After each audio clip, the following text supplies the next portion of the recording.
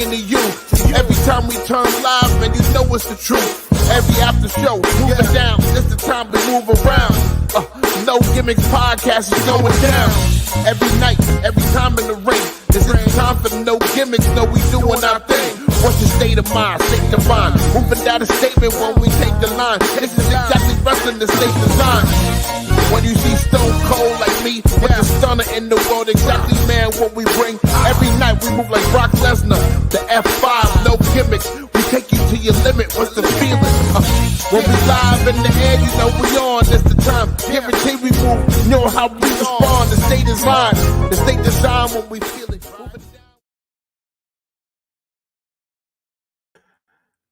All right, we are not done crying yet. We have witnessed the end of an era tonight here on AEW Revolution, and let's talk about it, man. Sting went out on his own terms tonight, and very great match. As far as retirement matches go, this was up there with one of the best. The bar for me right now, even though this technically isn't a retirement match anymore, is Ric Flair versus Shawn Michaels. And I thought this was very well done by AEW. Very, very good ending to this very storied career. Ending that we weren't sure that we were going to get, but we got it. And thank you, Sting. Thank you. I'm going to lead off tonight with the story. And 6-year-old Kelvin Catley, me, my uncle, had brought me, my cousins, he brought us all to a wrestling event in Alexandria, Louisiana. And 6-year-old me got to see a guy that I would end up watching tonight and being a fan of the entire time. That match was Great Muta versus Sting in Alexandria, Louisiana. And I've been a fan of his since then. So tonight was very emotional for me. It felt like I was saying goodbye to part of my childhood. And that sucks, man. It really sucks. It makes me know that I am old out here in these streets, my guy. I'm old. But very well done. Very well done. AEW Revolution 2024 was a great pay-per-view. Let's break this down because I felt like this was a great build-up of a pay-per-view that ended with something that brought us all to the table. And they set this up nicely to where if there were new fans that weren't fans of the AEW product, they were treated to a good show. And you got your money's worth because you knew Sting was going to close the show. That was a given. But being that he did close the show, they set you up with very good matches to lead you into this ending. So let's break this down, man. Starting with, we had the 0 Hour. 0 Hour is public knowledge. So if you haven't watched 0 Hour, go to YouTube, go to the AEW channel, watch it. I don't want to have to break that down. You can go watch that. But for those who didn't watch the pay-per-view, let's break this down. I won't give you spoilers because I want you to go watch this pay-per-view. So if you're here for the spoilers, sorry, it's not that type of night. But I'm just going to give you my opinions of these matches and what I took away from them. Starting with Daniel Garcia versus Christian Cage in the opener. Very, very hard-hitting match. I went in this with a certain expectation that Daniel Garcia was going to come out. Shout out to Kimmy from the Pop Break. She set me up with this one. So I went in here a definite fan of Daniel Garcia. He did not disappoint me tonight. Stellar performance tonight. Christian Cage, as always. If you want to kick off a pay-per-view, especially a pay-per-view of this magnitude, I felt like this match set the table nicely. It set the tone of the night very, very nicely. Daniel Garcia versus Christian Cage, hard hitting match. Christian Cage is a master, a complete master of psychology. He goes in there, tells the story that he needs to tell. They set this up perfectly on the road to this match, and this match did not disappoint. To see who won this match, please do yourself a favor. Go check this match out. Go check this pay-per-view out. It's worth the buy for Sting alone. I'll say that. But this match, very well set up and very, very hard-hitting match. They end this match and they go into Eddie Kingston versus Bryan Danielson. And the premise of this match was the AEW Continental Crown was on the line for this match. And Eddie Kingston said, I'm going to make you shake my hand after this match. And I felt like going into it, this match was on a little too early for me. Going into the pay-per-view. It's like, I don't get why they would have this match so early in the card. Finishing the pay-per-view, I totally understand it. You needed this match early. The first two matches, you needed them early. Although this was a hard-hitting match as well, the psychology was there in this match as well. I would have preferred this match go on first. Because of the story Christian Cage and Daniel Garcia ended up telling.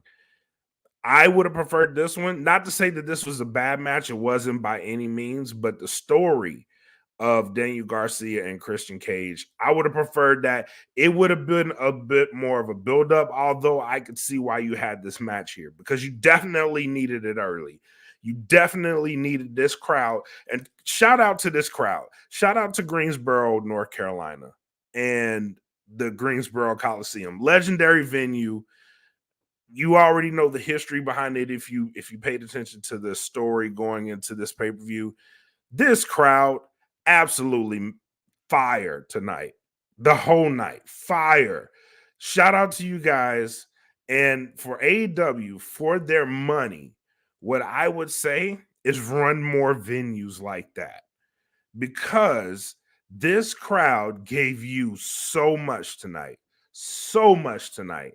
And being that we got this match early, I felt like I was almost, because this was a banger, I was almost like, man, I pray that they have something, like, I pray this card keeps building, because I feel like if we go too fast with these first two matches, we're going to burn out eventually. I am glad to say that I was wrong about that. Very glad to say I was wrong about that. So, great match. Moving on into the 8-man scramble. This is the only match of the night, ladies and gentlemen, that I was not a fan of going into. And I understand there was a story that came out that this was supposed to be the Meat Madness match. Crazy name for a match, but this was supposed to be that match. And being that you had injured people, that match could not take place. However, they tried to salvage it. I felt like they did with the people involved. Like, you had Hook, you had Chris Jericho, you had Wardlow, but going into it, it was almost a given that Wardlow was going to win, and he won.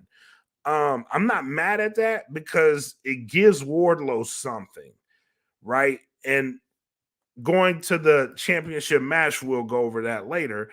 It gives him something that no matter who comes out the winner of that match, it's a chase for him, and it's a logistical chase. It makes sense that he's going to be chasing one of these guys. So I definitely agreed with him winning. I just would have preferred this match going into it. I would have preferred that you had heavy hitters, because although the name was crazy, Meat Madness, like, you had people like Lance Archer, Powerhouse Hobbs. If you had Brian Cage in this match, if you'd have had somebody like a Miro, and I understand he's hurt, if you had him in this match, dog, this match would have been a banger, an absolute banger. And you had all big men showcasing. Not mad that a big man won. Not mad at that at all. I'm ready for Wardlow to take the next step. And I hope that his path going forward from this match gives him something that the fans can latch on to, because I was one of those people. I was a fan of Wardlow's. I did not like how he was just hot, and then cold. I didn't like that. I want him to be one of these people that are on the logistical chase, that it makes sense, and he's building up the fan base, because the guy is an absolute killer, bro. He's a killer. You got to have somebody like a Wardlow chasing the title. It just makes sense. What up, D? What up, Frank D? And it makes sense for him to be chasing this title. So give it to him. Makes sense. He comes out of this match. I know it's a spoiler, but if you really paid attention to this card and this match in particular, it was built for Wardlow to win it. It really was. So that's not really much of it. This is a Paul Heyman type of match. This isn't a prediction. It's a spoiler. He won. You knew he was going to win. So, but all in all, not a bad match. It really wasn't a bad match. But as comparison to the rest of this card, I would say it was the match that didn't fit, but I get why they put it there. I know it'll make sense later, but right now, this match, this card, big magnitude card, I probably would have scrapped the match. That would have been me. It would have been me. So moving on, you had Orange Cassidy versus Roderick Strong. My goodness. Ladies and gentlemen, one of the craziest spots of the night this started the pickup, the buildup. It started with this match. And the psychology in this match, Orange Cassidy has been hurt for a very, very long time. Roderick Strong said he was going to exploit it, and he absolutely did. Brutal, very, very brutal in this match. And great finish. After the match, you had a great reintroduction of Kyle O'Reilly. Although Kyle O'Reilly came in and he put on some he was gonna put on the shirt of the Undisputed Kingdom, threw it back at I believe it was Mike Bennett that gave it to him. He threw the shirt back at him and whispered something into Roderick Strong's ear and then walked out. But he was crying. I don't like that look, bro. I don't, because it was rumored that his career was almost cut short. And if you look at him when he comes out, he's sporting a device on his arm. Looks like it's monitoring his health. I didn't like the way that looked, and I didn't like the tears in his eyes. Hopefully he's selling and he can go again. It was good to see him. He looks great, but it doesn't look like he's going to be wrestling anytime soon. So something to keep in touch with, something to pay attention to going forward. But Kyle O'Reilly, as of right now, is back in AEW.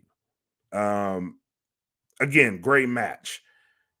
FTR versus the BCC, Jon Moxley, Claudio Castagnoli. Again, it felt like AEW was building this whole night. And apart from that 8-man scramble, that was like an intermission type of match, right? Where you had banger. Okay, this is not bad. Banger, another banger. This was crazy. It started really slow. It really did. It started slow and it picked up. Kind of like how you want a tag match to do. Fun fact, BCC came out rocking the Road Warrior shoulder pads, which I found kind of interesting. If you look at the history, Sting versus Lex Luger happened in Greensboro. It's not Sting versus Lex Luger. Sting and Lex Luger versus the Road Warriors happened in Greensboro. And I felt like they were kind of paying homage to that, but Sting's last match, Road Warriors, it didn't really jive well, but they did it. So there's that. But the match itself, hard hitting. All of these matches were hard hitting, very hard hitting matches. This one, and it felt like every match was trying to up the brutality from the other one. And this one was no different. Jon Moxley didn't even bleed in this match. It was Dax Harwood that actually ended up bleeding. He was leaking. He was leaking buckets in this match. And they went for the big swing with Claudio, and Jon Moxley ended up kicking him in the head, and bro, the blood was just like gushing everywhere. But great match. I don't even remember. Oh, I remember who won this match, but go watch it. All of these matches, I'm telling you, go watch them. AEW for the past 2 months has been on a roll telling stories on TV, setting up this pay-per-view, and executing on this pay-per-view. This one was a little bit different from World's End for me, because World's End, I felt like it was a quiet, then boom, explosion. This one was a gradual build-up, and each match was trying to outdo the other one. That's how I felt with tonight.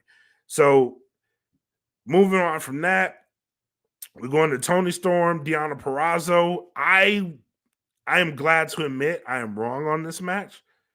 I thought that this was going to be one of those intermission type matches, kind of like the 8-man scramble was going to be, because I figured Toni Storm was going to win this match. It was a given, right? Well, spoiler, she did. But the match was actually really, really good. This was a really good performance by Deonna Purrazzo. I would love to see her get another crack at it. I would love to see her follow up from tonight. Also, shout out to Mariah May. Mariah May, ladies and gentlemen, she was on Collision. She had a very good cosplay going on tonight of Toni Storm, because she kind of faked her out. And she looked just like Toni Storm. I thought that was Toni Storm, but it wasn't. It was Mariah May. But the lady is talented, man. She is very talented. Someone to definitely keep an eye on, because if this goes south with Toni Storm, I can see Toni Storm and Mariah May in a program together. I really can. And it'd be on some Mickie James, Trish Stratus type vibe. I could definitely see that happening. So shout out to them. Very good match. Not an intermission type of match. And it for this card, it delivered. And it was the Lone Woman's match on this card. So being that it was that, it definitely was a good match. So shout out to them. And now moving on to what I'm going to automatically call right now here on No Gimmicks. Here and now. This shit was the match of the motherfucking year. It was the match of the year, bro. Will Ospreay versus Konosuke Takeshita. I don't even look. Listen, I told you, Sting alone was worth the buy. I am telling you, these two people stole the show. They stole it. They stole it. It was very hard. Listen, all of these matches were great, but this match in particular, it was hard to follow. It was hard to follow. The crowd, because of the match before it, and I felt like the match before it kind of was a calm before the storm, because you knew Will Ospreay was going to put on in his first AEW match, and being against Takeshita, Forget about it. Forget about it. Forget about it. Absolute banger. Absolute banger. Oh my goodness, bro. Takeshita went up for a brain buster on the turnbuckle, botched it, but it still looked like oh my goodness. I thought he killed him, bro. I thought he killed Will Ospreay. And you could see his back, like they zoomed in on his back where he hit, and he finished the match. He finished the match. I was like, there's no way. There's no way. But the levels that they went, it's levels. And it goes back to the promo that Will cut before like the day he signed with AEW and they announced it. He said, I'm going to show you what elite looks like, bruv. And I'll be damned. He came in here tonight and it's going to be wild. The Ospreay era is going to be wild. I am excited.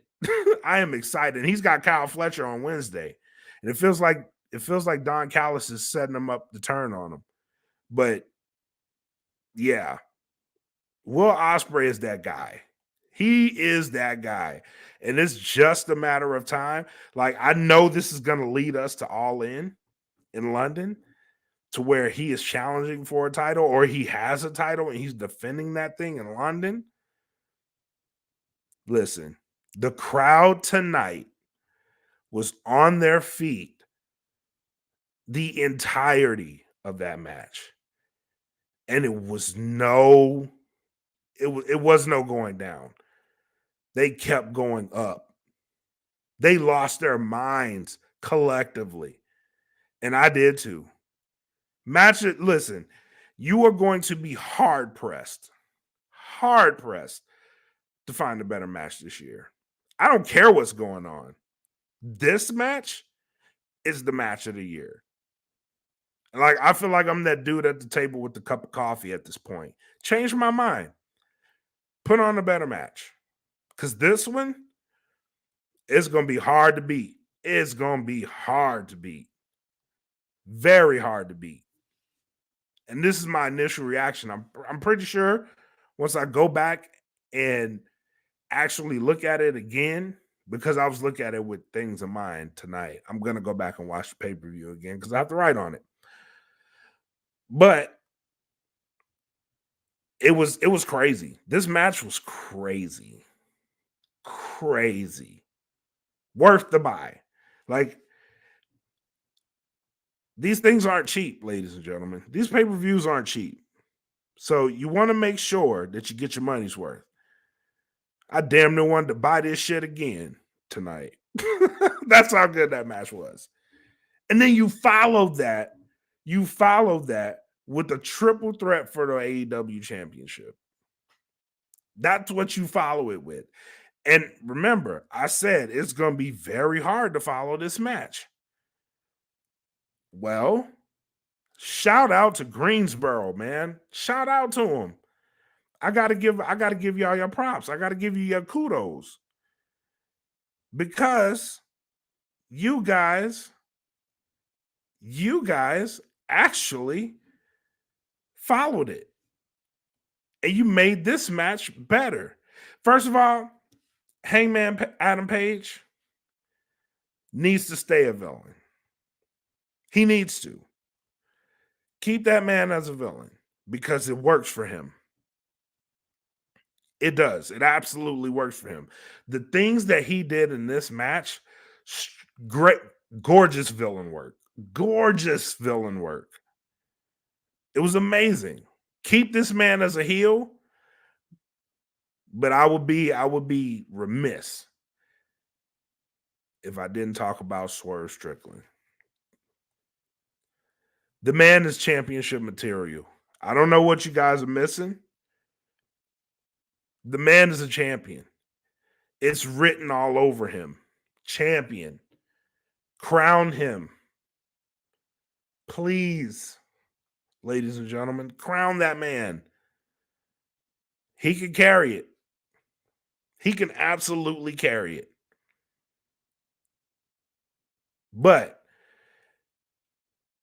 we got to close this book. Close this book on Hangman. Finish it. I love the work though. I love Hangman's work. I love it. But finish this book, please. So this man can carry this company. He can. He absolutely can. Shout out to Swerve. Shout out to Montezi too, who did our who did our theme song. But yeah, great match. The main event. Listen, I was crying before they fucking played this shit. Like once I knew the match was over and I knew what was coming next from the triple threat, I was crying. I was shedding tears. Couldn't believe it. Couldn't believe it. But I was crying. Because I knew what was coming. Very great video package that they did before the match, where Sting's sitting in the theater and he's watching the clips of his career. Very well done. And then he says, "Showtime." And he says, "Showtime for the last time." And he said, "Let's do this."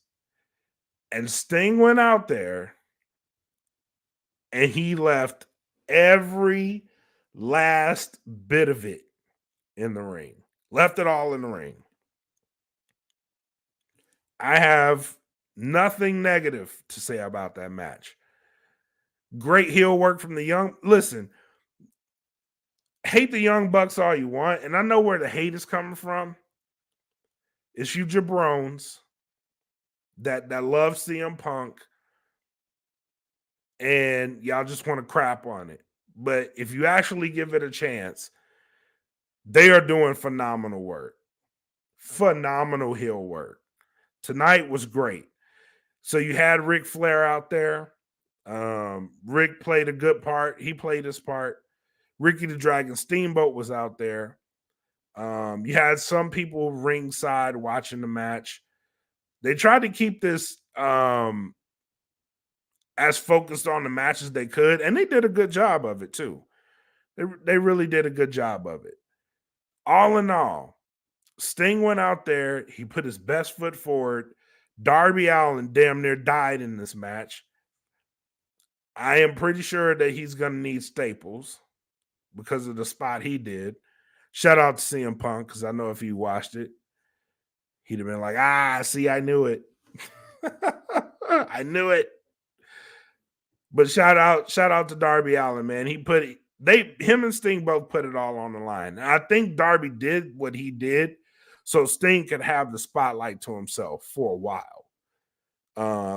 In which he wrestled a majority of that match alone. Kind of like a singles match, kind of like a handicap match, but he was in there alone for a good chunk of time. But he held his own. And the never say die attitude that he had in this match made this one of the best retirement matches ever, man. It really did. So I'm glad he got to go out the way he got to go out. And I'm glad that it was a fitting end for him. And shout out to Frankie D. He said he thinks the hate from the Bucks comes from Cornette contingent, to be honest, but the Punk shit didn't help him. I agree with that. But yeah, it was a fitting end to a great career. Like I said, an end that we didn't think we were gonna get. There's a lot of talk right now because they had like 3 minutes left in the pay-per-view, and there's a lot of talk online that they gave Sting the microphone after the match, and he spoke for a little bit, and they were trying to wrap him up, and they didn't finish his speech on the pay-per-view. So whatever happens on the speech, you'll probably have to look online for it. I wasn't mad at it because, listen, for all the people that don't know, pay-per-view costs fucking money. It costs money. So if he had time left over and he was trying to enjoy the moment. I get that. I have to understand that. He was trying to enjoy his moment. Now, for the people in attendance, they got to see the rest of the speech. For those of you who bought the pay-per-view, cool for you. But did you really think you were going to get a speech? No. You probably weren't getting you were going to get it after the pay-per-view anyway, and would have been online. So the fact that you got what you got, don't be mad at that. You got something. For those of us who are old enough to remember Sting versus Gold, I'm not Sting. Jesus. DDP versus Goldberg, Halloween Havoc. We know when pay-per-view ends, pay-per-view ends. You don't get the luxury of being like, oh, we can run over. No, you cannot. That time is bought and paid for. Once it's done, it's done. You don't pay them to love you. You pay them to leave. And that's what pay-per-view is. When it's done, it's done. So hopefully somebody in attendance posts what he said afterwards. Or if AEW is generous enough, they will air it on YouTube. Because I'm pretty sure they recorded it. But other than that, man, great pay-per-view, great way to end a career. Can't wait to see what they got coming up next. And oh, here's another comment.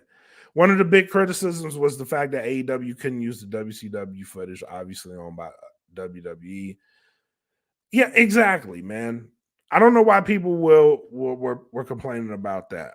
So, but they got some New Japan footage, which they aired. Again, this is stuff you can't be mad at. You can't be mad at any of this stuff. The point of the match was so that Sting can go out on his own terms, because Sting couldn't go out on his own terms before. So we got him going out the way he wanted to go out. He had the input that he wanted to do in the match. He did the match that he wanted to do. And he went out, man. You can't be mad at anything else is trivial bullshit. It really is. Anything else other than the fact that Sting went out the way that he wanted to go out is trivial. You don't need the other stuff. You really don't. So let's just be happy for him. Congratulations to Sting on a phenomenal career. It is absolutely a Hall of Fame career. There are no people with negative words to say about Sting in the industry right now. Even up to the day, the majority of the talk was it's impossible to be the man Sting is in that industry. So let's congratulate him. All the respect in the world to Sting. I was a fan of yours. I am going to miss your career. I am, because Sting's been performing shit as long as I've been a fan of wrestling. Like, he was the staple of my fandom. So I'm going to miss him, man. But with that, great pay-per-view. Now, for my final opinion, I will say, for my final opinion, I will say that this pay-per-view coming from AEW at the time that it came from AEW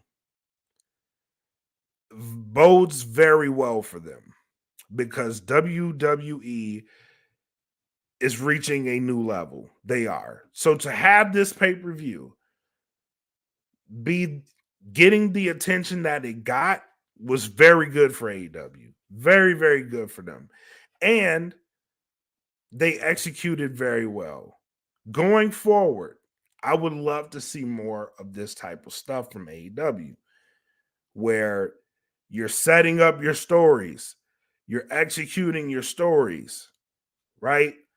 Now, the thing with the tag team championships, are we going to get a tournament? Maybe, maybe not. But if we are, then let's feature some of these tag teams like a Private Party, right? Or the Hardy Boys. Put them in a tournament. Let's get some teams out here that you don't really see. The Workhorsemen, for example, like they need the shine. Let's get them in the tournament. Let's put on some good matches and let's bring this thing back. That's what I would love to see from the tag team division. If that's where you're going to go, you can get some stories out of it. FTR took a loss tonight. Between them and BCC, they absolutely need, both of those teams needed a win. Put BCC in the tournament. Let them chase the titles. They're building the staple up. You can get way more stories out of this now. So let's move in that direction. But this is a great, great first step tonight. Great first step. I don't even know if it's the first step. It was just a great foot forward tonight for AEW. So, thank you all for tuning into the show tonight. Don't forget, tune in. This was a special edition, but we do live shows over on Patreon every Tuesday, except for the first Tuesday of the month. We'll be outside, and we'll be here on Facebook. We'll be here on YouTube. We'll be here on on X, on Instagram. We're there too. You just hurt, Frank D. You just hurt. So hopefully we see him again soon. But yeah, thank you guys for tuning in tonight. And don't be a stranger. Hit that follow button. If you want to join the conversations, come on over to the group, the No Gimmicks Podcast fan group on Facebook. Just search us up. Look down there to follow us on the other platforms. Give us a follow. Tap in with us. Be fans. Be friends. Let's enjoy this shit together. But I am your homie, Brad Like a King. Matus Kelvin K. Lee. Thank you guys for tuning in to the post show for AEW Revolution. Until next time, peace and enjoy what you want to enjoy. Out. And I know it's all business, all business, all business. We give them no gimmick. Yeah. And I know it's all business, all business, all business. We give them no gimmick. Yeah, and I know it's all business, all business, all business. We give them no gimmicks, gimmicks.